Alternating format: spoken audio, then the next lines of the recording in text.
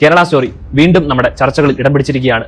Beef നിർബന്ധിപ്പിച്ച് കഴിപ്പിക്കുന്നു, അത് അല്പം കൂടിപ്പോയി.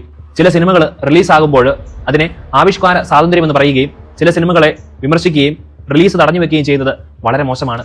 എന്തായാലും സിനിമ റിലീസാവട്ടെ, അതുവരെ കാത്തിരിക്കാം. പക്ഷേ ഈ സിനിമയോടനുബന്ധിച്ച് ചില രാഷ്ട്രീയ നേതാക്കളുടെയും രാഷ്ട്രീയ പാർട്ടികളുടെയും പൊള്ളത്തരങ്ങൾ പുറത്തു വന്നു.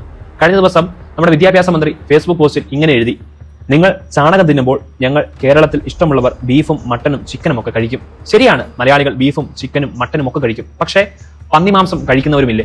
എന്തുകൊണ്ടായിരിക്കും വിദ്യാഭ്യാസ മന്ത്രി പന്നിമാംസം എന്ന് എഴുതാതിരുന്നത്? ആരെയെങ്കിലും ഭയന്നിട്ടാണോ? ഇനി പന്നിമാംസം ഇവിടെ ആരും കഴിക്കുകയില്ല എന്നാണ് നിങ്ങൾ ധരിച്ചിരിക്കുന്നതെങ്കിൽ ഏതാനും വർഷങ്ങൾക്ക് മുൻപ് ഇറങ്ങിയ അങ്കമാലി ഡയറീസ് എന്ന സിനിമ കാണണം. അതിൽ പന്നിമാംസ കച്ചവടത്തെക്കുറിച്ച് വളരെ വ്യക്തമായി പറഞ്ഞു വെക്കുന്നുണ്ട്. പിന്നെ വിദ്യാഭ്യാസ മന്ത്രി എന്തുകൊണ്ടായിരിക്കും പന്നിമാംസം എന്ന് മനഃപൂർവ്വം എഴുതാതിരുന്നു? അദ്ദേഹത്തിന് അറിയാം, ആ പേര് എഴുതിയാൽ താൻ അടുത്ത വർഷം നിയമസഭയുടെ വാതിൽ കാണാൻ സാധ്യതയില്ലെന്ന്.